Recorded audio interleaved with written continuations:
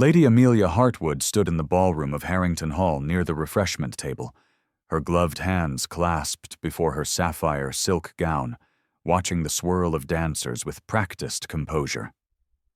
At 22, she possessed the kind of beauty that painters begged to capture. Dark auburn hair arranged in elaborate ringlets, eyes the color of deep emerald, and a figure that made modesties weep with joy at how perfectly gowns draped her frame. Tonight should have been her triumph. In 3 weeks she would marry Edmund Fairmont, eldest son and heir to the Marquis of Eldridge. The announcement had sent ripples of envy through every drawing room in St. James's. Edmund was handsome, charming, wealthy beyond measure, and most importantly, he had chosen her. Or so everyone believed. Amelia took a small sip of champagne, her eyes following Edmund across the ballroom. He was dancing with Miss Lavinia Beaumont for the 3rd time tonight. His hand rested perhaps a touch too low on her waist.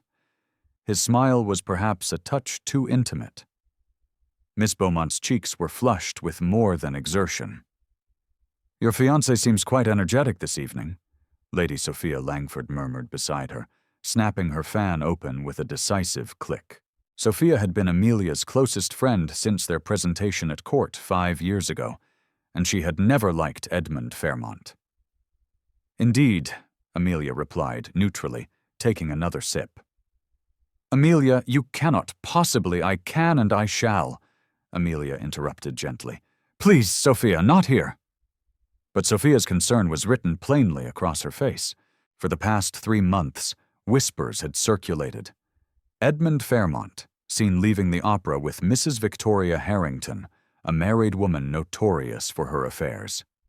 Edmund Fairmont, purchasing an elaborate emerald necklace which Amelia had never received. Edmund Fairmont, spotted at a gaming hell until dawn, deep in his cups and deeper in debt. Amelia had heard every whisper. She had observed every sidelong glance, every pitying smile from other ladies who thought themselves so subtle. She had watched her fiancé with clear eyes and a calculating mind. She had been a fool, not for missing the signs, though she had seen clearly enough 3 months ago. No, her foolishness lay in the choice she had made 3 years prior. The music swelled to its conclusion, and Edmund finally escorted Miss Beaumont back to her mother before making his way toward Amelia. He was undeniably handsome, golden hair, blue eyes, the kind of classical features that belonged on Greek statues. He moved with the easy confidence of a man who had never been denied anything in his life. "My darling Amelia," he said, bowing over her hand. His smile didn't quite reach his eyes. "You look ravishing tonight." "Thank you, Edmund. You seem to be enjoying the dancing. The Beaumont girl is light on her feet," he said dismissively. "Nothing compared to you, of course." "Of course," she echoed. Something flickered across his face, irritation perhaps at her tone. Then his expression smoothed into practiced charm. "I wonder, my dear, if we might take a turn on the terrace. There's something I wish to discuss with you." Amelia's heart began to beat faster, but her face remained serene. Certainly. They walked through the French doors onto the terrace, where the cool June night offered relief from the stifling heat of the ballroom. Other couples strolled nearby, maintaining proper decorum. Edmund led her to a more secluded corner near the stone balustrade overlooking the garden. "Amelia," he began, and she heard the rehearsed quality in his voice. He had practiced this. "I find myself in a rather delicate position." "Do you?" She turned to face him fully, her expression politely curious. "Indeed, you see, I have come to realize that perhaps our understanding was made in haste. We are not, I think, as well suited as I initially believed." "I see." Her calm seemed to unnerve him. He had expected tears, perhaps pleading. "You are a woman of great beauty and accomplishment," he continued, warming to his theme now. but I have come to understand that my heart has been engaged elsewhere. It would be unfair to you, cruel even, to continue with this engagement when my affections lie in another direction." "How very considerate of you to think of my feelings," Amelia said softly. "I knew you would understand." Relief flooded his features. "You are ever so reasonable, my dear. I have always admired that about you. And this other lady, the one who has engaged your heart so completely, would she happen to be Miss Lavinia Beaumont? Or perhaps Mrs. Victoria Harrington? Or possibly Lady Beatrice Sinclair?" The color drained from Edmund's face, then returned in a furious rush. "How dare you? How dare I?" Amelia's voice remained low, but steel entered her tone. "How dare you, Edmund Fairmont, conduct yourself like a rutting stag while wearing my betrothal ring? How dare you court half the ladies in London while promising yourself to me? You have no proof of such scandalous accusations. Don't I?" She tilted her head. "I may not have caught you in flagrante delicto, but I am not blind, nor am I stupid. I have watched you for months. I have seen exactly who and what you are." Edmund's handsome face twisted into something ugly. "If you knew, why didn't you say something? Why didn't you end it?" "Because I was waiting," Amelia said simply, "for you to reveal yourself completely. And now you have." "You insufferable woman," he hissed. "Did you think to trap me, to expose me and force me to marry you regardless? On the contrary, Amelia drew herself up to her full height. I was waiting for you to save me the trouble of breaking the engagement myself. A gentleman ending an engagement causes a scandal for the lady. A lady ending an engagement causes a scandal for the gentleman, but a gentleman ending an engagement publicly before witnesses because he wishes to pursue other women." She smiled coldly. "That Edmund makes you look like exactly the cad you are." Understanding dawned in his eyes, followed by panic. They were not alone on this terrace. Several couples had drawn closer, attracted by their raised voices. Lady Harrington herself stood near the French doors, her face alight with interest. "However," Amelia continued, her voice now pitched to Carrie, "if you wish to end our engagement, I certainly will not stand in your way. After all, it would be cruel of me to bind you to a commitment your heart has clearly wandered from." "Amelia, wait. I believe we have said all that needs to be said." She pulled off his betrothal ring, an elaborate affair with a large emerald, and placed it in his palm. "I wish you every happiness, Mr. Fairmont." She turned on her heel and walked back toward the ballroom. Behind her, she heard Edmund sputter, heard the gasps and whispers beginning to rise like a tide. By tomorrow morning, all of London would know that Edmund Fairmont had publicly ended his engagement to Lady Amelia Hartwood. The gossip would feast on it for weeks, and Amelia had exactly what she wanted. Sophia appeared at her elbow as she re-entered the ballroom. "Heavens above, Amelia, what happened?" "I am no longer engaged," Amelia said calmly. "I believe I shall go home now. But you cannot simply leave. The scandal will be Edmund's to bear, not mine." Amelia squeezed her friend's hand. "Trust me, Sophia. I know what I'm doing." She collected her cloak from the footman and walked out the front entrance of Harrington Hall. The night air was crisp and clean after the overheated ballroom. Her carriage would take several minutes to be brought around from the mews. She stood on the front steps, breathing deeply, feeling lighter than she had in 3 long years. She had been such a fool. 3 years ago, another man had courted her quietly, seriously, with none of Edmund's flowery poetry or grand gestures. Sebastian Montague, Duke of Ravenswood, had called upon her father, had taken her driving in Hyde Park, had engaged her in conversations that made her think rather than simply flutter her eyelashes. But Sebastian was difficult to understand. He rarely smiled. He spoke in measured tones about serious subjects, estate management, agricultural reform, the aftermath of Waterloo. He never brought her flowers or compared her eyes to stars. He seemed to study her with those intense blue eyes of his, as if she were a fascinating puzzle he was determined to solve. It had unsettled her, made her feel exposed. Edmund, by contrast, had made her feel safe. He had told her she was beautiful every time he saw her. He had brought roses and recited poetry. He had been everything a romantic young girl thought she wanted. What a naive little fool she had been.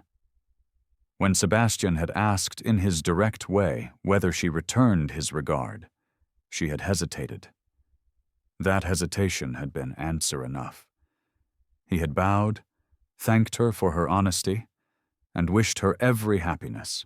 2 weeks later, Edmund Fairmont had begun his pursuit in earnest, and she, still smarting from the strange hurt of Sebastian's withdrawal, had let herself be swept up in Edmund's theatrical courtship. Then, 6 months into her engagement to Edmund, she had encountered Sebastian at a charity gala. She had expected coldness or indifference. Instead, he had asked her to dance. "You seem troubled, Lady Amelia," he had said as they moved through a waltz.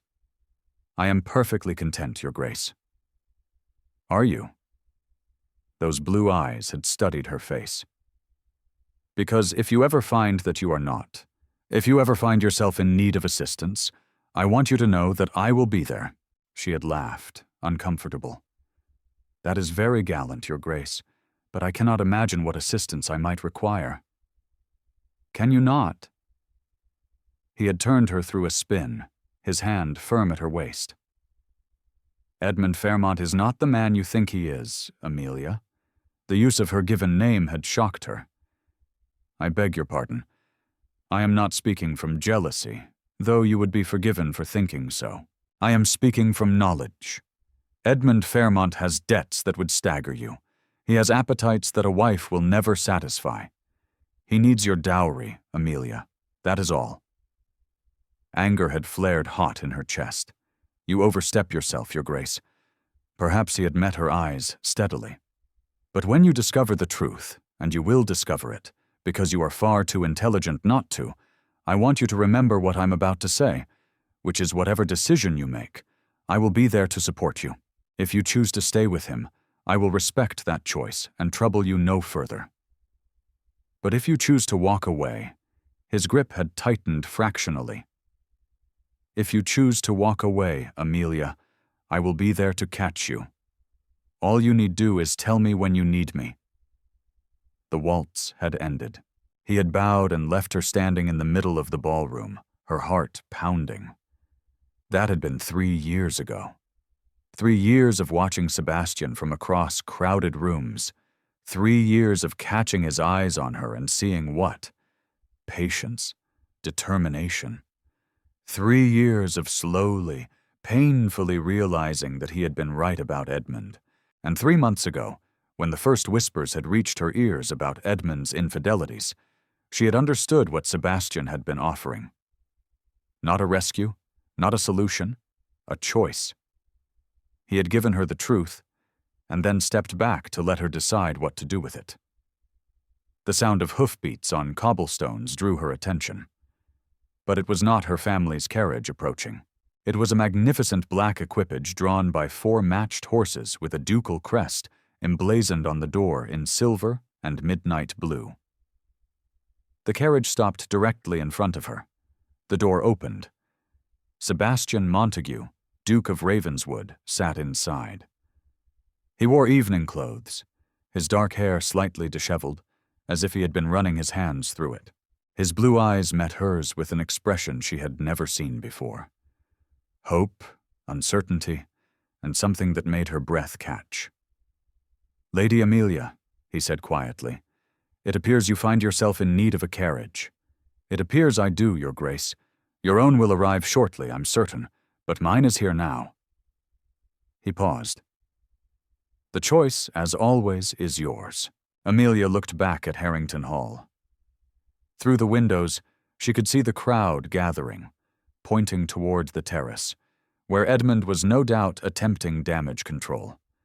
Tomorrow the scandal sheets would eviscerate her. She would be pitied, scorned, whispered about, unless she gave them something more interesting to talk about. She looked back at Sebastian, at the man who had warned her, who had waited, who had promised to be there when she needed him, who had, she realized with sudden clarity, been courting her all along, not with flowers and poetry, but with honesty and patience, and the steady certainty of his regard. Amelia smiled, the first genuine smile she had worn all evening. "Well then, Your Grace, it would be rude of me to keep your horses standing in the cold." She walked down the steps and placed her hand in his. The touch sent electricity through her entire body. His fingers closed around hers, warm and strong, and he helped her into the carriage. She arranged her skirts as he settled beside her. Proper distance between them, everything perfectly respectable, except nothing about this was respectable at all. "Sebastian," she said softly, using his given name for the first time. "Yes, Amelia, thank you for waiting." His smile transformed his entire face, chasing away the austere lines and revealing something softer underneath. "I would have waited forever." The carriage pulled away from Harrington Hall, just as the crowd spilled out onto the front steps. Amelia didn't look back. She kept her eyes on Sebastian, seeing him clearly for the first time in 3 years. "I have been such a fool," she whispered. "No." He reached across the space between them and took her hand. "You were young. You wanted poetry and romance. There is no shame in that. But you offered me something real, and I rejected it for pretty words and empty promises. Then we shall simply have to begin again." His thumb traced circles on her palm, sending shivers up her arm. "Though I should warn you, Amelia, I am not a patient man by nature. These 3 years have been the longest of my life." "Then why did you wait?" "Because you were worth waiting for." He said it simply as if it were obvious. "Because forcing you or manipulating you would have meant nothing. I needed you to choose me, Amelia, of your own free will, with clear eyes and a full heart. And if I had chosen Edmund," pain flashed across his features, "then I would have mourned what might have been, and done my best to respect your decision. But I confess, I did not make it easy for him. Every social event I attended, I made certain you saw me. Every dance card I signed, I hoped you were watching. Every conversation we had," he broke off, laughing softly. Heaven above, I was shameless. "You were persistent," she corrected, "and you were right about Edmund. I take no pleasure in being right about that particular subject, don't you?" She tilted her head. "Not even a little." Well, a slow smile curved his lips. "Perhaps a very little." "He never deserved you." "And you do?" "No," Sebastian said honestly, "but I will spend the rest of my life trying to." The carriage turned onto Grosvenor Square. "Your Grace," the coachman called down, "where shall I take the lady?" Sebastian looked at Amelia. "Your choice," he said quietly. "I can take you to your parents' house." Or, he hesitated. "I have a proposition for you, Amelia. Rather a scandalous one, I'm afraid. I'm listening. My estate in Surrey, Ravenswood Manor. I could take you there tonight. Your reputation would be in tatters, of course. You would have to marry me to salvage it." His eyes searched hers. "But you would also have time away from London, away from all of this to decide if that is truly what you want. To decide if I am truly what you want." "That is rather scandalous," Amelia agreed. Her heart was beating fast, excitement and fear warring in her chest. "It is entirely your decision. If you wish to go home, I will understand completely. We can proceed slowly. Let me court you properly." "How far is Surrey?" Amelia interrupted. Sebastian blinked. "I beg your pardon. How far to Ravenswood Manor? I find myself quite curious about your estate. The hour is still early." She met his eyes. "Drive on, Your Grace. Joy, pure, unfettered joy, transformed Sebastian's face. He leaned out the window. Ravenswood Manor on best speed. Are your grace? The carriage lurched into motion, heading toward the London Bridge and the Surrey Road beyond. Sebastian sat back, still holding Amelia's hand, looking at her as if he couldn't quite believe she was real. You are absolutely certain? He asked. Once we leave London at this hour, there will be no going back. The scandal will be tremendous. Good, Amelia said firmly. Let them talk. Let them gossip. 3 years ago, I chose the safe path, the respectable path, and it led me nowhere but misery. Tonight, Sebastian Montague, I am choosing the dangerous path. I am choosing scandal. I am choosing you. He raised her hand to his lips and pressed a kiss to her gloved knuckles. Then I shall do everything in my power to ensure you never have cause to choose otherwise. Through the carriage window, London passed by in a blur of gaslight and shadow. Somewhere behind them, the gossips were already beginning their work. By morning, all of England would know that Lady Amelia Hartwood had left her broken engagement and disappeared into the night with the Duke of Ravenswood. But Amelia found she didn't care. For the first time in 3 years, she felt free. Sebastian? Yes, my dear. Tell me about your estate. Tell me about Ravenswood Manor. And so, as the carriage carried them through the night toward a future neither could have predicted but both had chosen, Sebastian began to speak, not in flowery poetry or empty flattery, but in the honest, serious tones that Amelia had once found unsettling, and now found utterly captivating. She had spent 3 years chasing the wrong dream. But that night, in a ducal carriage racing toward Surrey, she finally began to chase the right one. The journey to Surrey took nearly 5 hours, even at best speed. Dawn was painting the sky in shades of rose and gold when the carriage finally turned through the gates of Ravenswood Manor. Amelia, who had dozed fitfully against Sebastian's shoulder for the last hour, a liberty he had graciously offered, and she had gratefully accepted, stirred as the carriage slowed. She sat up, suddenly conscious of how improper their position must have appeared. But Sebastian merely smiled and adjusted her bonnet, which had gone slightly askew. "Welcome to Ravenswood," he said softly. Amelia looked out the window and gasped.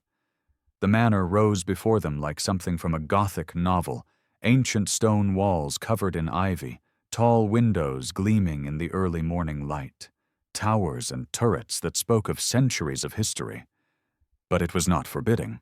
Gardens surrounded the main building in carefully manicured splendor, and the warm golden stone seemed to glow with welcome.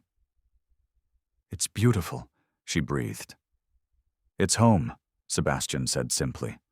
"Or at least I hope it will become yours as well." The carriage stopped before the main entrance. Sebastian descended first, then handed Amelia down with careful courtesy.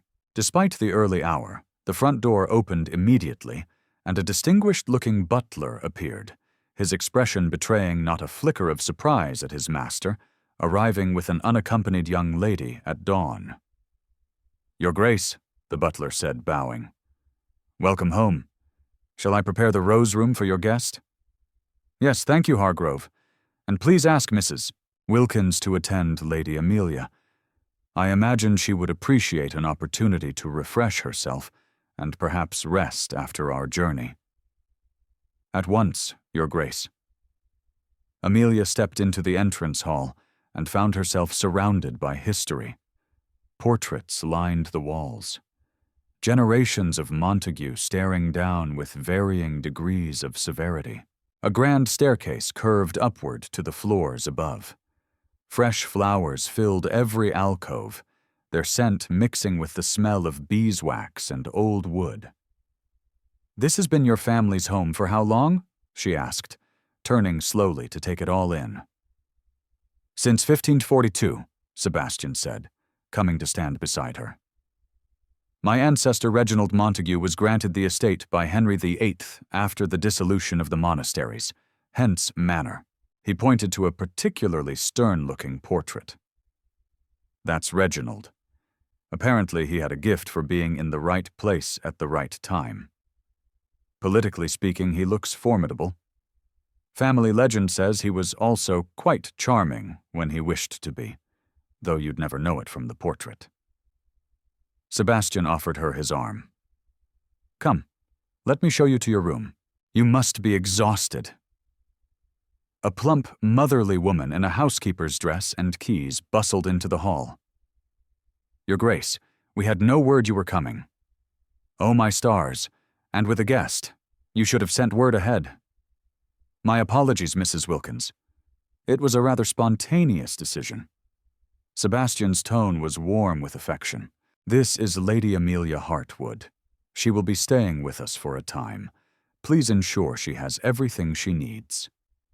Mrs. Wilkins looked between Sebastian and Amelia, and understanding bloomed in her round face. Of course, Your Grace, of course. Oh, how wonderful. Come along, my lady.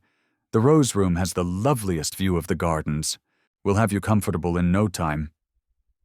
Thank you, Amelia said, suddenly feeling the weight of exhaustion settling over her shoulders. Sebastian caught her hand before she could follow Mrs. Wilkins upstairs. Rest, he said quietly.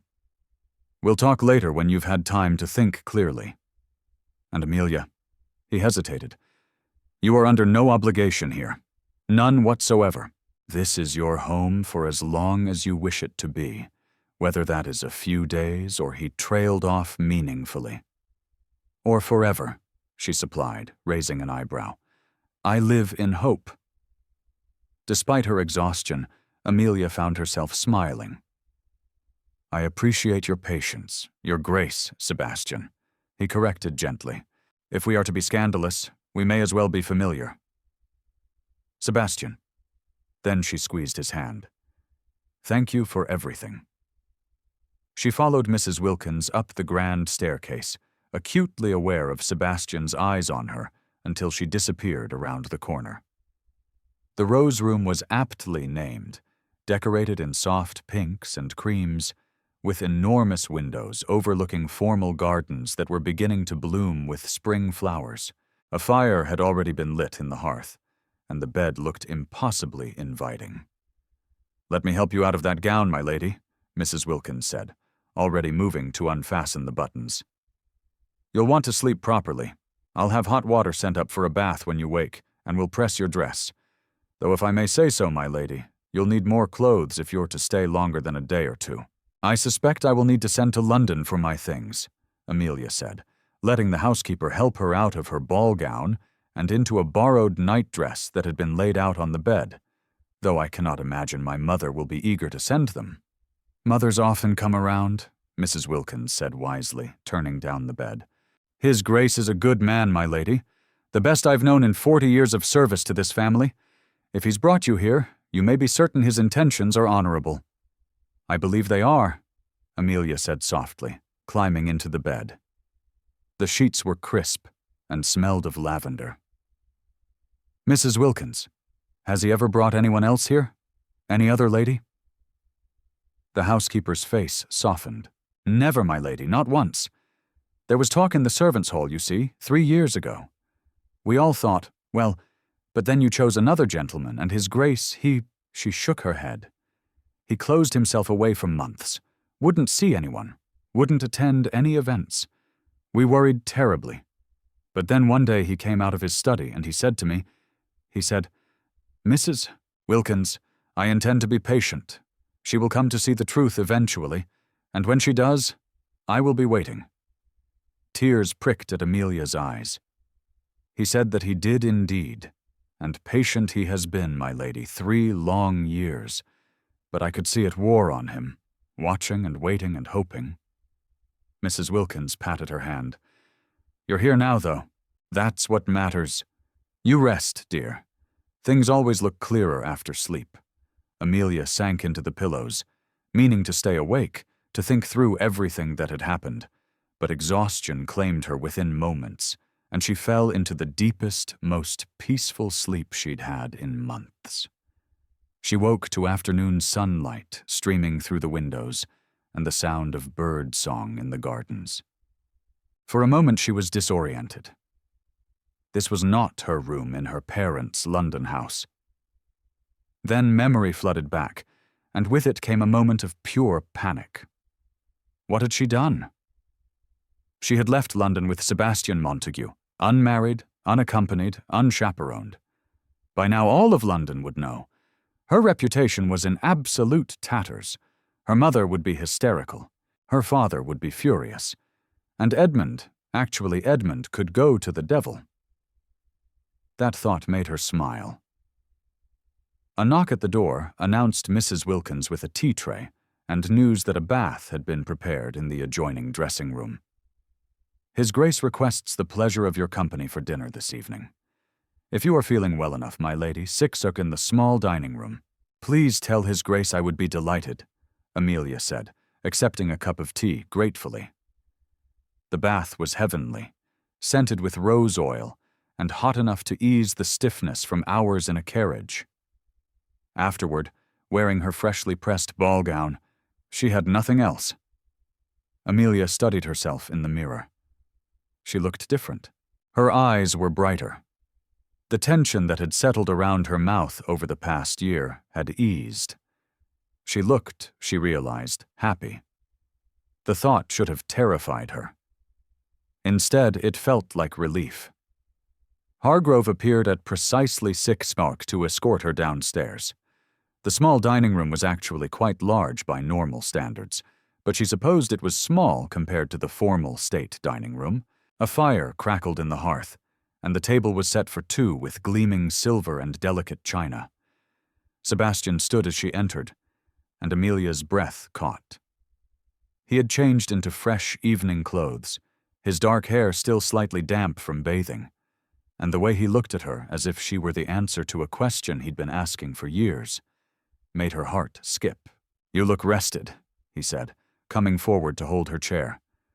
I trust Mrs. Wilkins took good care of you. She was wonderful, Sebastian. Your home is magnificent. I'm glad you think so. He took his own seat across from her. I've always thought it would be even more magnificent with someone to share it with. But until recently, I was rather particular about who that someone might be. Were you? Amelia accepted a glass of wine from Hargrove, who then withdrew discreetly, leaving them alone. Decidedly particular, Sebastian confirmed. There was one specific lady who occupied all my thoughts. Rather inconveniently, she was engaged to someone else for quite some time. How inconvenient indeed. Quite maddening, actually. He took a sip of his wine, his eyes never leaving hers. Tell me, Amelia, when did you know about Edmund? I mean, she considered the question seriously. In truth, I think I knew from the beginning that something wasn't quite right. But I didn't want to know if that makes sense. It was easier to believe his pretty words and ignore the discrepancies. And what changed? You did. She set down her glass. 3 years ago, when you warned me, I was angry. I thought you were jealous, trying to sabotage my engagement. But your words stayed with me, and gradually I began to watch more carefully to notice the things I had been ignoring. I'm sorry, Sebastian said quietly. I never wanted to hurt you. You didn't. You told me the truth. That's a gift, Sebastian. Even when it's painful to hear. She paused as Hargrove returned with the first course, a delicate soup garnished with fresh herbs. When did you know about your feelings for me? I mean, the moment I first saw you. He smiled at her startled expression. You were 18 at your presentation at court. You caught your heel in your gown as you curtsied to the Queen. And you laughed, this bright, genuine laugh that you tried to smother behind your hand. Everyone else would have been mortified. But you found it amusing, I thought to myself. That is a woman who doesn't take herself too seriously. That is a woman worth knowing. I'd completely forgotten about that. Amelia laughed. I was terrified I'd made a terrible impression. You made an unforgettable impression, at least on me. His expression grew serious. I am not an impulsive man, Amelia. I don't make decisions lightly. But from that moment I knew. I spent the next year engineering introductions, arranging to be at the same events, finding excuses to speak with you. And when I finally worked up the courage to court you properly, you were. He gestured helplessly. You were radiant, intelligent, kind, everything I had hoped, and more. And then I chose Edmund. And then you chose Edmund, he agreed, which was your absolute right to do. But I confess, Amelia, it nearly destroyed me. The raw honesty in his voice made her throat tight. I was such a fool. No, he said firmly. You were young. You wanted romance and passion. Edmund offered you that, or seemed to. I offered you estate management discussions and political debates. You offered me substance, Amelia corrected. You treated me like I had a mind worth engaging. Edmund treated me like a beautiful ornament to be displayed and admired. And yet you chose the ornament. For a time, she met his eyes. But I'm here now, Sebastian. I'm here because 3 years ago you told me the truth. And last night you offered me a choice. No coercion, no manipulation, just a choice. And his voice was carefully neutral, but she could see the tension in his shoulders. And I choose you, she said simply.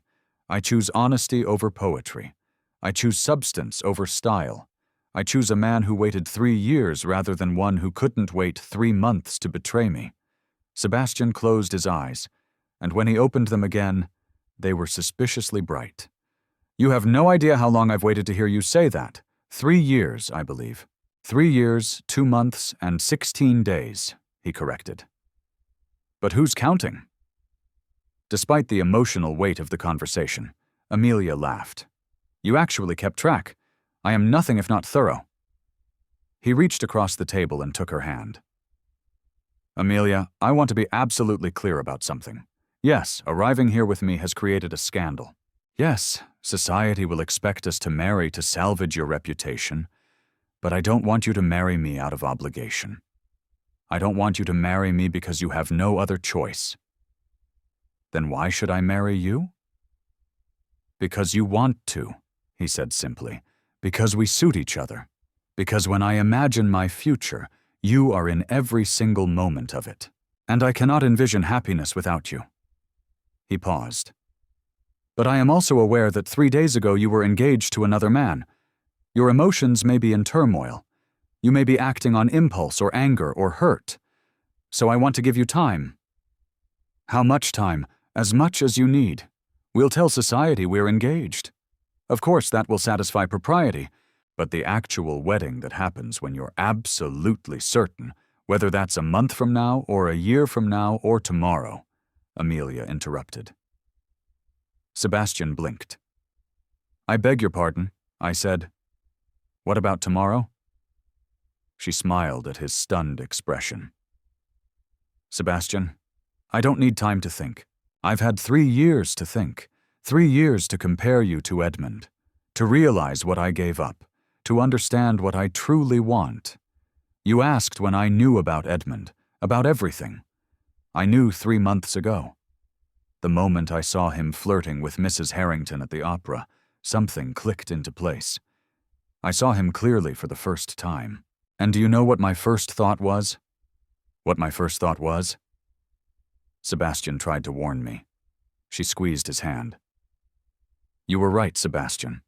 About everything, and I was too proud and too stubborn to admit it. So I waited. I watched Edmund dig his own grave, and I planned exactly how I would extricate myself from that engagement in a way that made him look like the villain he is. That was quite calculated of you. I learned from the best, she raised an eyebrow. You didn't think I failed to notice your strategy, did you? Showing up at every event I attended, making sure I saw you, reminding me constantly that you were still there, still waiting. I had hoped I was more subtle than that. You were about as subtle as a cavalry charge, Amelia grinned. But it worked because every time I saw you, I remembered that conversation we had. Whatever decision you make, I will be there. That's what you said, and you meant it. I did. I do. So here I am. She stood, still holding his hand, and moved around the table to stand before him, making my decision clearly and consciously, with no doubts whatsoever. Sebastian Montague, Duke of Ravenswood, I choose you today, tomorrow, and every day after. If you'll have me? He rose to his feet, his hands framing her face with infinite gentleness. If I'll have you, Amelia, you are all I've wanted for 3 impossibly long years. But are you absolutely certain? We can wait. We should wait. I don't want to wait, she whispered. I've wasted enough time already. Then we won't wait. He breathed and kissed her. It was nothing like the chaste, proper kiss Edmund had given her when they became engaged. A brief, passionless pressing of lips that had left her feeling vaguely disappointed. Sebastian kissed her like she was air, and he was drowning, like she was fire, and he was freezing, like she was the answer to every question he'd ever asked. When they finally broke apart, both breathless, Amelia rested her forehead against his. Well, she said shakily, that was rather more satisfactory than estate management discussions. Sebastian laughed, the sound full of joy and relief. I do contain the occasional surprise. I'm beginning to realize that. She pulled back enough to meet his eyes. Sebastian, I mean it.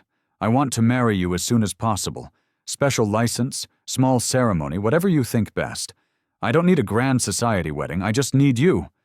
Special license it is then, he said decisively. I'll ride to Canterbury tomorrow and procure one from the Archbishop. We can be married by week's end. Perfect, she smiled up at him. And then we'll return to London and face the gossips together. You're certain you want to return? We could stay here, avoid society altogether for a time. Absolutely not. Amelia's voice was firm. I will not hide as if I've done something shameful. We will return to London, attend every event, and let them all see that I have made the best decision of my life. Let them whisper and speculate. Let Edmund squirm. Let Miss Beaumont and Mrs. Harrington and all the others realize exactly what they've won. A handsome face attached to an empty, deceitful heart. Remind me never to get on your bad side, Sebastian said. But he was smiling. You're rather formidable when you're angry. I'm not angry anymore, Amelia said truthfully. I'm happy for the first time in 3 years, Sebastian. I am genuinely, completely happy. Good, he said softly. Then my work here is nearly complete. I have only one task remaining, which is to make certain you stay that way. He kissed her forehead, her cheeks, the tip of her nose every single day for the rest of our lives. That sounds like an excellent plan. They returned to dinner, now quite cold, and talked for hours. Sebastian told her about his estates, his responsibilities in the House of Lords, his passion for agricultural reform, and his concerns about the working conditions in industrial cities. Amelia shared her own interests, literature, music, and her involvement in charitable work with orphanages in East London. I should have asked you about all this 3 years ago, Sebastian said ruefully. Instead, I droned on about crop rotation and drainage systems. I would have listened, Amelia assured him, but I wasn't ready to hear. I was looking for fairy tales, Sebastian. You were offering me real life. And now I know that real life is far more valuable than any fairy tale. She covered his hand with hers. Fairy tales end with happily ever after. Real life is where you build that happiness. Day by day, choice by choice together. I could not have said it better myself. They talked until past midnight, until the candles burned low, and Hargrove gently suggested that perhaps they might wish to retire. Sebastian escorted Amelia back to the Rose Room, and at the door he kissed her once more, tender and sweet and full of promise. Sleep well, my dear, he murmured. Tomorrow everything changes. Tomorrow, Amelia echoed, everything begins. She watched him walk away down the corridor, then closed the door and leaned against it, smiling. Tomorrow Sebastian would ride to Canterbury. In a few days they would be married, and then they would return to London and face whatever came next together. The words sang through her like music. For 3 years she had felt alone, even engaged to Edmund, perhaps especially then. But now, standing in this beautiful room in Sebastian's ancestral home, she felt the weight of solitude lift from her shoulders. She was not alone. She would never be alone again. Amelia climbed into bed and fell asleep, still smiling, dreaming of blue eyes and honest words, and a future she had stopped believing in, but had somehow miraculously found. 3 days later, Lady Amelia Hartwood became the Duchess of Ravenswood in the small Norman church that sat at the edge of the Ravenswood estate. The ceremony was simple, attended only by the household staff and a few trusted friends Sebastian had sent for, his cousin, Lord Julian Fairfax, and Julian's wife Eliza, who were thrilled at the news and wholly unsurprised by it. "Took you long enough," Julian had said, clapping Sebastian on the shoulder. "I was beginning to think you'd pine away into nothing. Your faith in my persistence is underwhelming," Sebastian had replied dryly. Eliza had embraced Amelia warmly. "I am so glad you've come to your senses. Your Grace, truly. We have been watching Sebastian suffer for 3 years. Please call me Amelia, and I promise to make up for all 3 years." "See that you do," Eliza had said with a wink. Now standing before the rector, with Sebastian's hand warm in hers, Amelia spoke her vows with absolute certainty. She promised to love, honor, and cherish. She promised to be faithful in prosperity and adversity. And when Sebastian slid his family's wedding ring onto her finger, an elegant band of gold engraved with the Ravenswood crest, she felt tears of joy slip down her cheeks. "With this ring I thee wed," Sebastian said, his voice steady despite the emotion in his eyes. "With my body I thee worship, and with all my worldly goods I thee endow." The rector beamed at them both. "I now pronounce you man and wife. Your Grace, you may kiss your bride," and Sebastian did sweetly and thoroughly, while Julian cheered, and Eliza dabbed at her eyes with a handkerchief, and Mrs. Wilkins sobbed happily in the back pew. When they broke apart, Sebastian whispered, "Hello, Duchess." "Hello, husband," Amelia whispered back. They returned to the manor for a wedding breakfast that Mrs. Wilkins had somehow managed to make magnificent, despite only 3 days' notice. The staff had decorated the dining room with spring flowers and ribbons, and someone had unearthed an ancient bottle of French champagne from the wine cellar. "To the Duke and Duchess of Ravenswood," Julian toasted. "May they enjoy many years of happiness, numerous children, and considerably less romantic angst than they've put us through these past 3 years." "Here, here," Eliza added, raising her glass. After breakfast, as the others chatted in the drawing room, Sebastian drew Amelia aside. "I have something for you," he said. "A wedding gift, Sebastian. You've already given me everything. Humor me."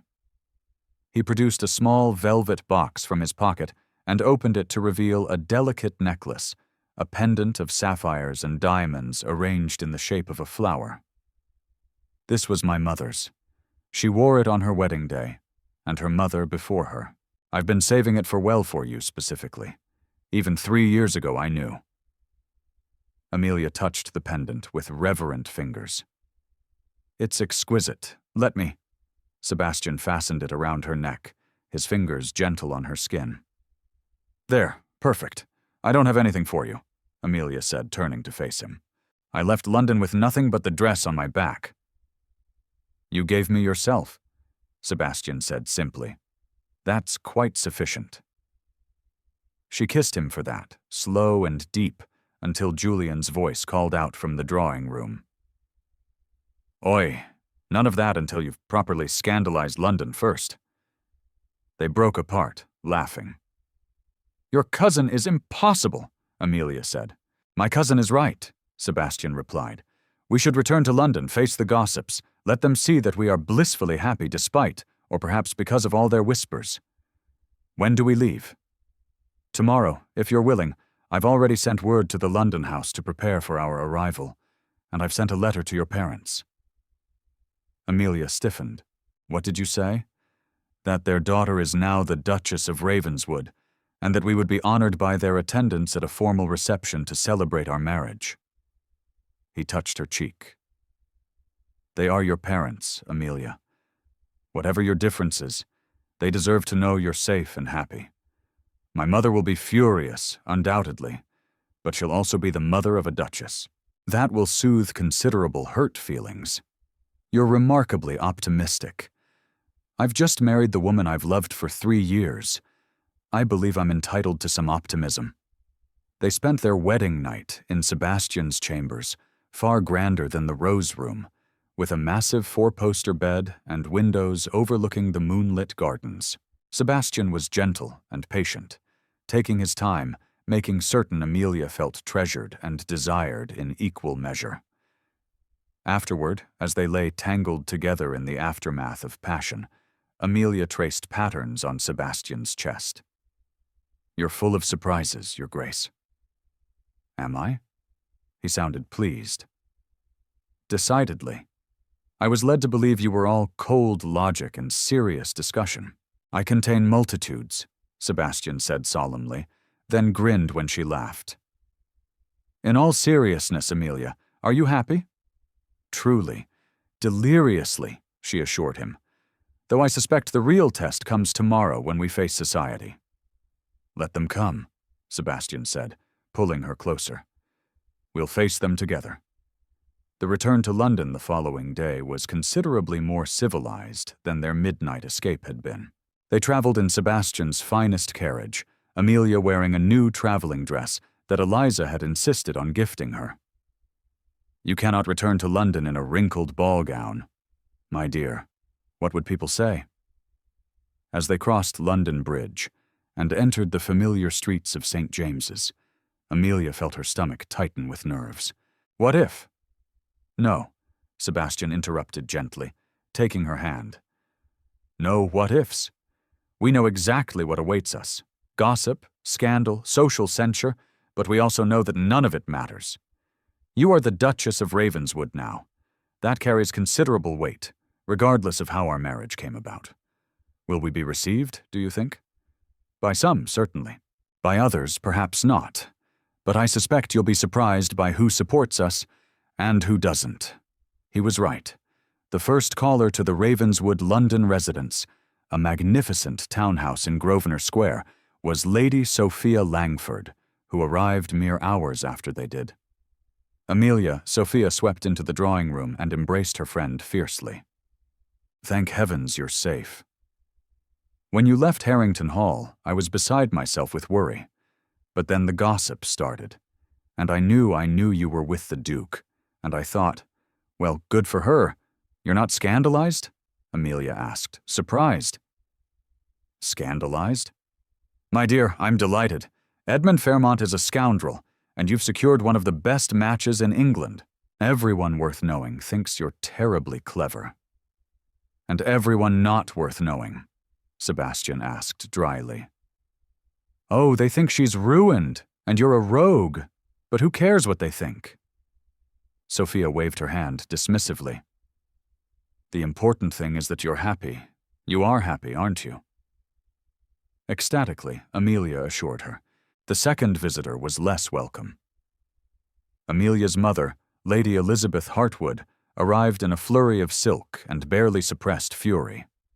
Amelia Rose Hartwood, she began, then stopped, clearly remembering her daughter was no longer a Hartwood. I mean, Your Grace, the title came out stiffly. What were you thinking? Running off in the middle of the night with a man, regardless of his title, the scandal, the shame. Mother, I am perfectly well. Thank you for asking, Amelia said calmly. May I introduce my husband, the Duke of Ravenswood, Sebastian, my mother, Lady Elizabeth Hartwood. Sebastian bowed with perfect courtesy. Lady Elizabeth, I apologize for the irregular nature of our courtship. However, I hope you can find it in your heart to be happy for your daughter. Lady Elizabeth sniffed, but some of the anger faded from her face. Well, you are a duke. That's something at least, and Edmund Fairmont has proven himself to be exactly the sort of man one does not want for a son-in-law. The stories that have emerged? She shuddered delicately. What stories? Amelia asked sharply. Oh, my dear, debts, gambling, women plural. Apparently he was betrothed to you primarily to access your dowry and pay off his more pressing obligations. The Marquis is beside himself. Edmund has been sent to their estate in Northumberland in disgrace. Amelia and Sebastian exchanged glances. How very unfortunate for him, Amelia said without an ounce of sympathy. Yes, well. Lady Elizabeth softened slightly. I suppose in that light your impetuousness was actually rather wise. You escaped a terrible fate, Amelia, and you have secured an excellent position. She looked at Sebastian appraisingly. You will be good to her, Your Grace. I will spend every day of my life ensuring her happiness, Sebastian said simply. See that you do. Lady Elizabeth rose, preparing to leave. I expect you both at dinner next week. Your father will want to meet his new son-in-law properly. And Amelia? She paused at the door. I am glad you are safe. Truly, it was as close to an apology as Lady Elizabeth Hartwood was likely to come. Amelia accepted it with grace. Thank you, Mother. Over the next week, London society gradually divided itself into camps. The younger set, led by Sophia and several other progressive-minded ladies, thought the entire affair was terribly romantic. The older, more conservative matrons were scandalized, but couldn't quite cut the Duchess of Ravenswood. Sebastian's title and influence were too significant. The gentlemen, for the most part, congratulated Sebastian on his decisive action and secretly envied him his beautiful, clever wife. And then there were those who simply found the whole situation amusing. I heard, Lord Julian told them at a dinner party 2 weeks after their return, that Edmund Fairmont has been refusing to leave his room. Apparently, he's mortified by the whole business. Good, Amelia said with satisfaction. My dear Duchess, Julian said admiringly. You are positively ruthless only when circumstances require it, she replied sweetly. The true test came at the Beaumonts' ball, the first major social event Sebastian and Amelia attended as a married couple. As they entered the ballroom, conversation didn't precisely stop, but it certainly faltered. Every eye turned toward them. Sebastian, magnificent in his evening clothes, kept Amelia's hand tucked securely in his arm. Smile, he murmured. Let them see how happy you are. So Amelia smiled radiantly, genuinely, and watched as the gossips' faces fell slightly. They had expected shame or embarrassment. Instead, they got joy. Lady Beaumont herself, one of society's great hostesses, approached them immediately. Your Graces, how delightful to see you. May I say, Duchess, that married life appears to agree with you. You're absolutely glowing. Thank you, Lady Beaumont. It agrees with me remarkably well. And you, Your Grace, Lady Beaumont continued, addressing Sebastian. You look rather pleased with yourself. I am married to the most extraordinary woman in England, Sebastian said, smiling down at Amelia. I believe I have every right to be pleased. That set the tone for the evening. Sebastian danced with Amelia 3 times, highly improper for a married couple, but no one dared comment.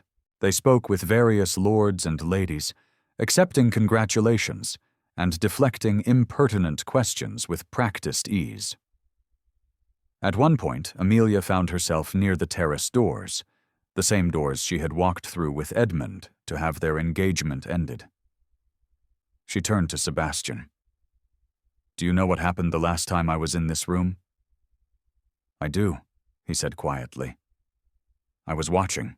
Were you? I was watching you all evening. I saw Edmund dancing with other ladies. I saw the expression on your face, not hurt, but resigned, calculating. And I thought to myself, she's planning something. He touched her cheek gently. And then I saw you walk onto that terrace with him, and my heart nearly stopped. But I waited. I had promised to wait after all. And then you emerged without him, without your ring, with your head held high. And I knew it was time. You had the carriage ready. I had the carriage ready the moment you arrived at the ball, he admitted, just in case. Hope springs eternal even in the heart of a cynic. You're not a cynic, Amelia said softly. You're a romantic. You just hide it well. Perhaps, he conceded, or perhaps I'm only a romantic when it comes to you. They danced again, and this time Amelia noticed something. The whispers had changed. Instead of scandalized mutterings, she heard snatches of conversation quite devoted to her. Never seen the Duke smile so much. Actually rather romantic when you think about it, clearly making her happy. By the end of the evening, the tide had turned. The consensus seemed to be that while the Duke and Duchess of Ravenswood married in an unconventional manner, they were obviously well-suited and deeply in love, and really wasn't that preferable to a proper courtship, leading to an unhappy marriage. As they left the ball, Sebastian helped Amelia into their carriage with a satisfied smile. I believe, he said. That went rather well. They've accepted us, Amelia marveled. They've accepted that we're happy, Sebastian corrected. That's a rather different thing, but ultimately, it's the only thing that matters. In the weeks that followed, Amelia settled into her new life as Duchess. She involved herself in Sebastian's charitable work, particularly his efforts to improve conditions in industrial towns. She hosted dinners and salons, gathering reformers and intellectuals to discuss social issues. She reconnected with old friends and made new ones. And every night she fell asleep in Sebastian's arms, grateful beyond measure that she had found the courage to choose honesty over poetry, substance over style, true love over convenient affection. One evening, 3 months after their wedding, they sat together in Sebastian's study. He was reviewing estate accounts while Amelia read correspondence from one of the orphanages she patronized. It was comfortable, companionable, the kind of domestic intimacy that would have seemed impossibly dull to her 3 years ago, but now felt perfect. Sebastian, she said suddenly. He looked up from his papers. Do you ever wonder what would have happened if I had chosen you 3 years ago? He considered the question seriously sometimes, but I think perhaps everything happened exactly as it needed to. How so? 3 years ago, you weren't ready for me for what I was offering. You needed to see the contrast to experience the difference between pretty words and genuine regard. If you had chosen me then, you might always have wondered if you made the right decision. You might have resented me for being practical instead of romantic. He set aside his papers and came to sit beside her. But now you know exactly what you chose and why. There's no doubt, no second guessing. You're saying I needed to be engaged to Edmund to truly appreciate you. I'm saying, he said carefully, that you needed to see both paths clearly before you could choose the right one, with certainty. And Amelia. He took her hand. I would have waited another 3 years, or 6 or 9, if that's what you needed, because you are worth any amount of waiting. She kissed him for that long and sweet. You know, she said when they broke apart 3 years ago, I thought you were cold and distant. I thought you didn't know how to express emotion. And now I know you express emotion differently, not in flowery speeches or grand gestures, but in patient waiting, in honest words, in being there steadily when I needed you most. She touched his face. That's real, Sebastian. That's the kind of love that lasts. Good, he said, pulling her into his lap, because I intend for it to last a lifetime. 1 year later, the drawing room of Ravenswood Manor was filled with afternoon sunlight and the sound of feminine laughter. Amelia, now visibly pregnant, sat with Sophia and Eliza Fairfax, planning the summer charity gala that had become one of London's most anticipated events. We should have the orchestra in the East Garden, Sophia suggested, and perhaps some of those lovely Japanese lanterns for when it gets dark. Brilliant, Amelia agreed, making notes. and Sebastian suggested we auction some of the produce from the tenant farms, with proceeds going to the orphanages. That man of yours has a good heart, Eliza said warmly. How is he taking the news about the baby? Amelia smiled, one hand resting on her rounded belly. He's impossible. He won't let me do anything remotely strenuous. Yesterday, I reached for a book on a high shelf, and he practically had an apoplexy. Julian was the same way when I was expecting. Eliza said, They mean well, even if they're suffocating. As if summoned by the conversation, Sebastian appeared in the doorway. I'm not suffocating, he protested. I'm merely ensuring my wife doesn't injure herself or the baby. I was reaching for a book, not scaling the Tower of London, Amelia pointed out. A very high shelf, Sebastian countered. You could have fallen. Sophia and Eliza exchanged amused glances. We'll leave you two to debate the dangers of book retrieval, Sophia said, rising. Amelia, we'll finalize the details next week. Perfect. Thank you both for coming. After the ladies departed, Sebastian came to sit beside Amelia, immediately pulling her feet into his lap to massage them. How are you feeling? Enormous, she said, but she was smiling. The baby is very active today. Sebastian's hand joined hers on her belly, and his face lit up when he felt the movement. Strong like his mother. Or her, Amelia reminded him. We don't know yet. Her, then. Strong and clever and beautiful like her mother. You're biased. Unrepentantly so. He kissed her softly. Have I told you today that I love you? Only 3 times. You're falling behind schedule. Then I love you, he said seriously. I love you. I love you. I love you. There, back on schedule, Amelia laughed, the sound full and joyful. Do you remember, she said, settling back against the cushions, when you asked me if I ever wondered what would have happened if I'd chosen you 3 years earlier? I do. I've been thinking about that. And I've realized I'm glad things happened the way they did. Not because I enjoyed being engaged to Edmund, she added quickly, but because going through that taught me something important, which is that love isn't about grand gestures or pretty words. It's about showing up. It's about being honest, even when honesty is uncomfortable. It's about waiting and trusting and choosing someone every single day. She took his hand. You did all of that for me, Sebastian. For 3 years, you showed up. You were honest. You waited. And when I finally realized what I had been missing, you were there exactly as you promised you would be. I always will be, he said quietly. For the rest of our lives, Amelia, I will be here, showing up, being honest, choosing you every single day. I know, she smiled. That's what makes you different from men like Edmund. He made promises he never intended to keep. You make promises and then spend your life honoring them. Speaking of Edmund, Sebastian said with a slight grimace, I heard something interesting yesterday. Apparently he's engaged again. Is he? Amelia felt nothing but mild curiosity. Edmund Fairmont had become such a distant memory that news of him barely registered. To whom?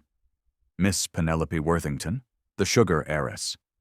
Ah, another large dowry to pay off his debts.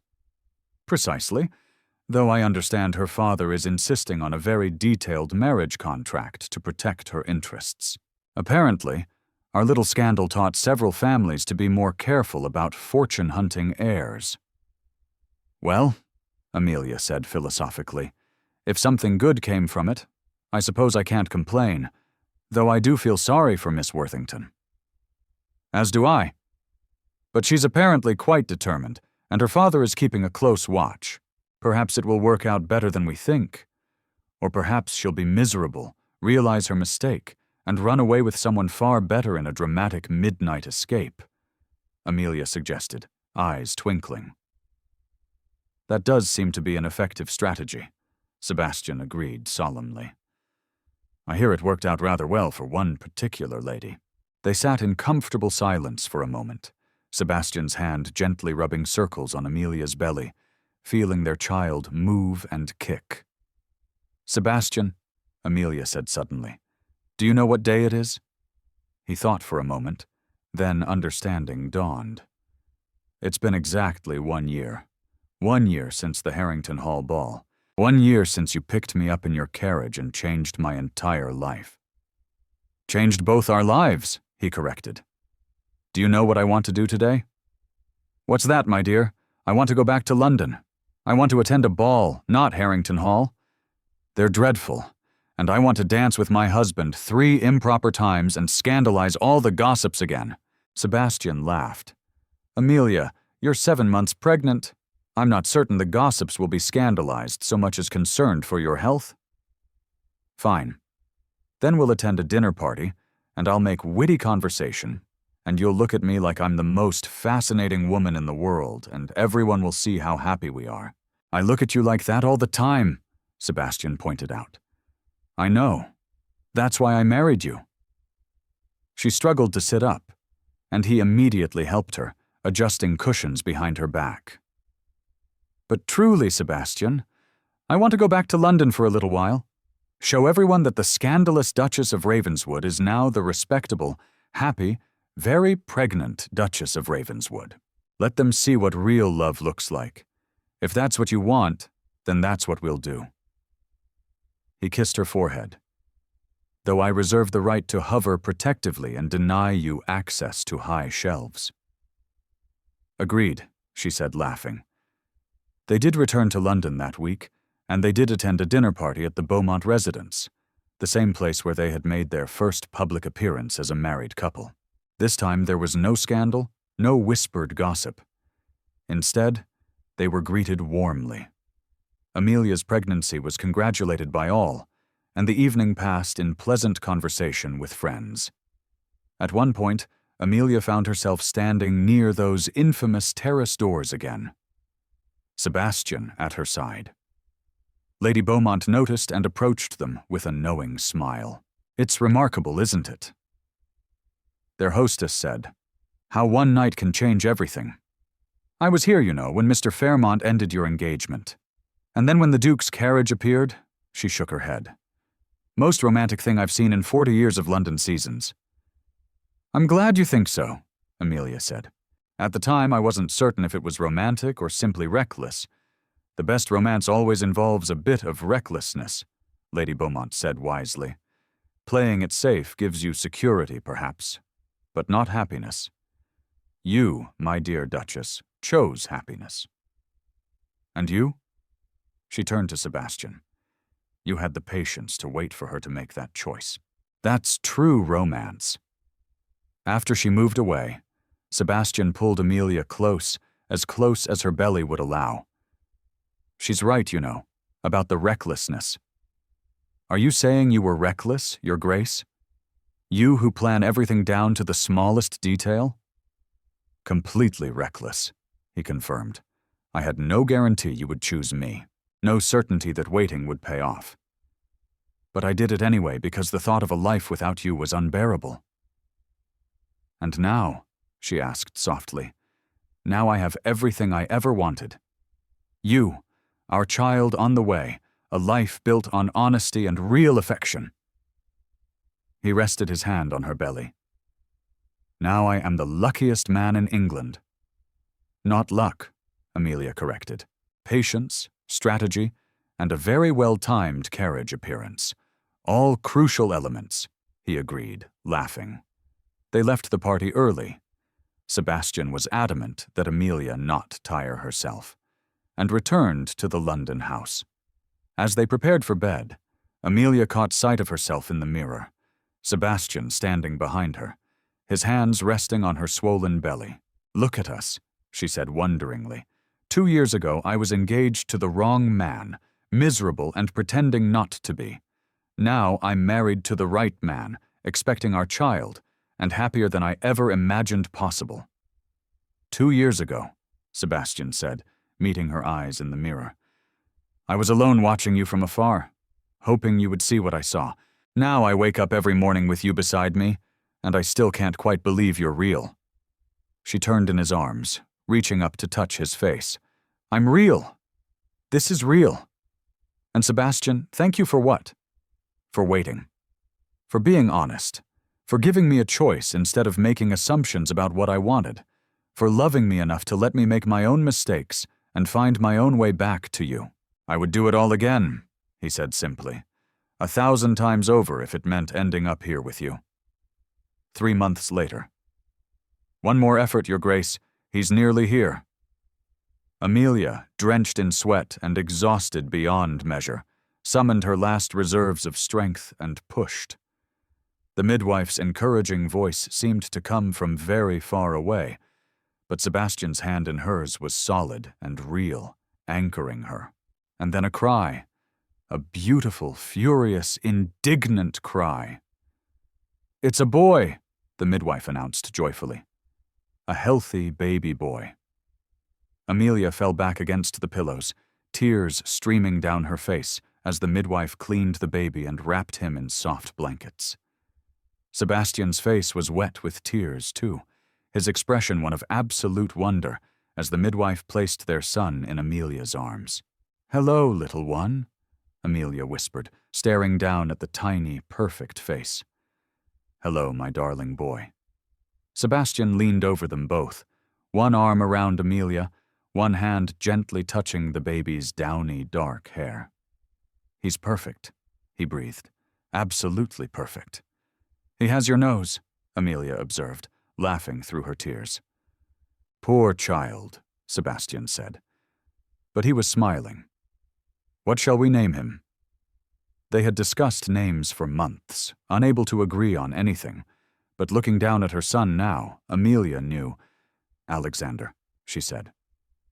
"Alexander Sebastian Montague, after your ancestor who founded Ravenswood, and after you, Alexander," Sebastian repeated softly, and the baby's eyes, blue like his father's, opened at the sound. "Hello, Alexander. Welcome to the world?" The midwife and her assistants bustled about, cleaning up and checking that both mother and baby were healthy. Sebastian refused to leave Amelia's side, even when tradition dictated he should wait outside. He sat on the bed beside her, one arm around her shoulders, watching their son with an expression of such pure love that Amelia's heart ached. "Thank you," he whispered finally. "Thank you for choosing me. Thank you for giving me this, all of this. You and Alexander and this life we've built together." "We built it together," Amelia corrected. "Every choice, every day, together," little Alexander yawned, a tiny sound, and nestled closer to his mother's chest. Looking at him, Amelia thought about the journey that had brought her here, the broken engagement, the midnight carriage ride, the decision to choose truth over comfort. She thought about Edmund Fairmont, married now to his sugar heiress, still chasing wealth and pleasure with no understanding of real happiness. She thought about her younger self, so desperate for poetry and romance that she had nearly missed the real thing. And she thought about Sebastian, patient, honest, steadfast Sebastian, who had loved her enough to wait to let her make her own choices to be there when she finally understood what true love looked like. "Do you know what I was thinking?" she said softly. "That night at Harrington Hall, when I got into your carriage, what's that? I was thinking that I had wasted 3 years, that I had been such a fool to reject you the first time." "And now," Sebastian asked. "Now I think I was exactly as foolish as I needed to be, because those 3 years taught me to appreciate what we have. They taught me the difference between infatuation and love. They taught me that the quiet, steady kind of devotion you offer is worth 1,000 grand gestures." She looked up at him, this man who had waited so patiently, who had caught her when she finally took the leap. "We didn't waste those 3 years, Sebastian. We needed them. I needed them. I love you," Sebastian said, his voice thick with emotion. "I have loved you since the moment I first saw you. I loved you when you chose someone else. I loved you while I waited for you to see the truth. And I will love you every day for the rest of our lives." "I know," Amelia said simply. "That's what makes this real. Alexander stirred in her arms, making soft baby noises. Sebastian reached out and took his son's tiny hand, and the baby's fingers immediately curled around his father's much larger one. "He's strong," Sebastian observed. "He comes from strong stock," Amelia replied, "though heaven help us when he's older. Can you imagine the mischief our child will get into with your stubbornness and my temper?" "Terrifying," Sebastian agreed cheerfully. "We shall be entirely gray by the time he's 10. "Worth it," Amelia said, looking down at Alexander's perfect little face. "Every moment," Sebastian confirmed. 10 years later, the gardens of Ravenswood Manor were in full bloom, filled with roses and peonies and the laughter of children. Young Alexander, now an energetic 10-year-old, was teaching his younger sister, Isabella, 7, and brother Charles, 5, how to climb trees, despite his mother's protests that such activities were unladylike for Isabella and too dangerous for Charles. "They're children, Amelia," Sebastian said, watching the scene with amusement as he sat beside his wife on a garden bench. "Let them be children. Easy for you to say. You're not the one who has to explain to the governess why Isabella's dress is covered in tree sap." Amelia grumbled, but she was smiling. Over the past 10 years, their family had grown. Their love had deepened, and Ravenswood Manor had become a home filled with warmth and laughter. Sebastian's agricultural reforms had improved the lives of countless tenant farmers. Amelia's charitable work had expanded to include schools for working-class children and safe houses for women fleeing dangerous situations. They had become a formidable team, respected in Parliament, beloved by their tenants, admired in society, but more importantly, they had remained partners in every sense of the word, equal collaborators in life's great adventure.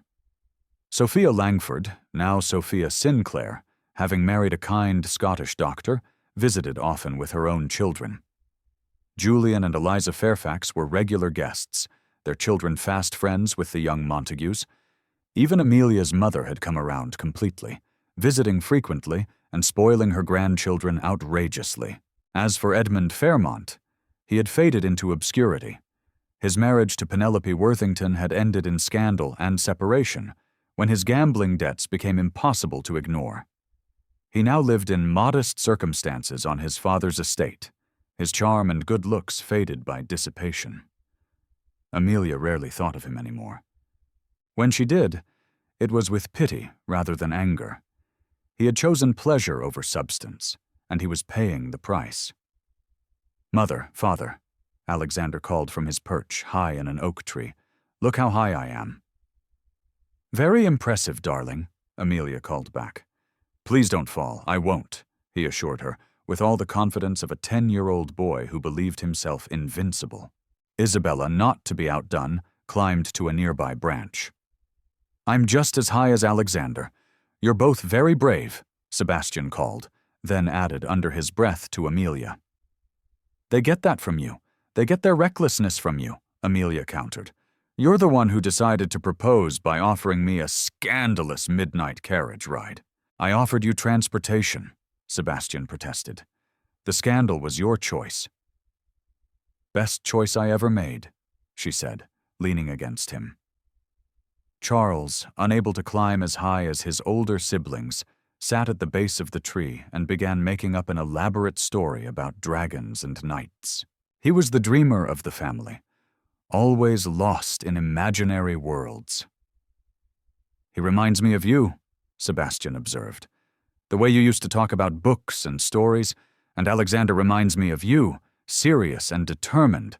Isabella is her own force of nature entirely." They sat in comfortable silence, watching their children play. This, Amelia thought, was what happiness looked like.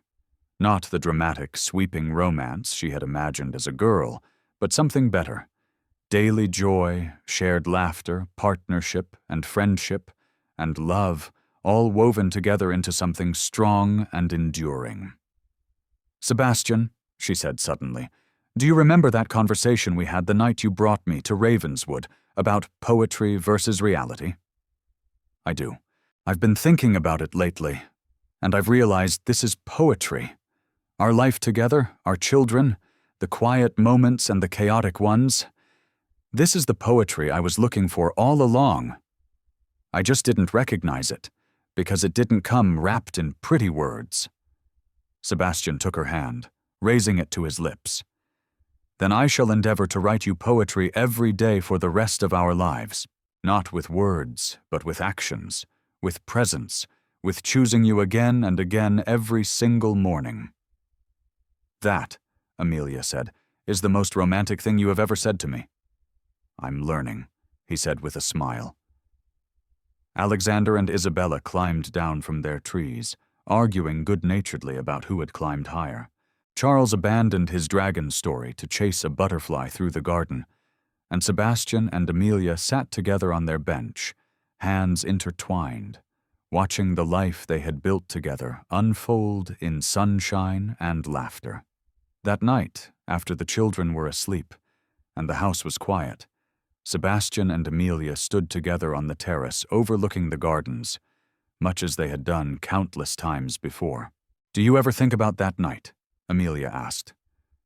"The night everything changed." "Sometimes," Sebastian admitted. "But mostly I think about this. All the nights since then, all the mornings, all the ordinary moments that have been in their way, more extraordinary than any dramatic carriage rescue could ever be. Even the moments when Alexander broke your favorite vase playing cavalry in the drawing room. Even those," Sebastian said firmly, "though I maintain that that particular vase was not actually my favorite. You're a terrible liar." "I know." He pulled her close, resting his chin on top of her head. "I never learned to lie convincingly. One of my many flaws." "Not a flaw," Amelia said. "One of your virtues. Honesty, remember? That's what I fell in love with. Not your title, not your wealth, not even your handsome face." "I have a handsome face. But your honesty, your steadiness, your absolute unwavering certainty that we belong together, even when I was too foolish to see it." "You weren't foolish," Sebastian said. "You were young. You were looking for magic in all the wrong places. But you found it eventually." "I found you," she corrected. "And you, Sebastian Montague, Duke of Ravenswood, are the best magic I've ever known." He kissed her then, slow and sweet, and full of a decade's worth of love and partnership. When they broke apart, both were smiling. "Come to bed, Duchess," Sebastian said. "Tomorrow, Alexander has lessons. Isabella wants to learn to ride properly, and Charles has somehow convinced the cook to let him help make bread. We'll need our rest. Sounds terrifying," Amelia said cheerfully. "Sounds perfect," Sebastian corrected. And hand in hand they walked back into Ravenswood Manor, their home, their sanctuary, the place where a scandalous midnight carriage ride had led them to everything they had ever wanted but hadn't known to ask for. Behind them the gardens lay peaceful in the moonlight.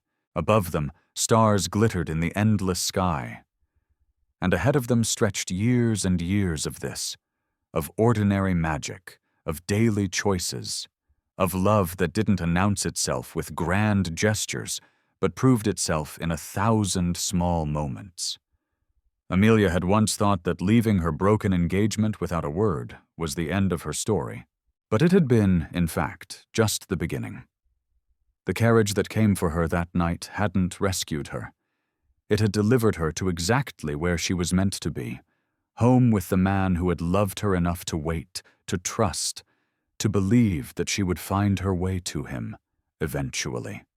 And she had, and they lived, not happily ever after in the fairy tale sense, but happily ever forward, building their happiness new each day, choosing each other every morning, writing their own poetry in the language of real, honest, enduring love, which Amelia reflected as she fell. Asleep in Sebastian's arms that night was the best kind of poetry there was. The end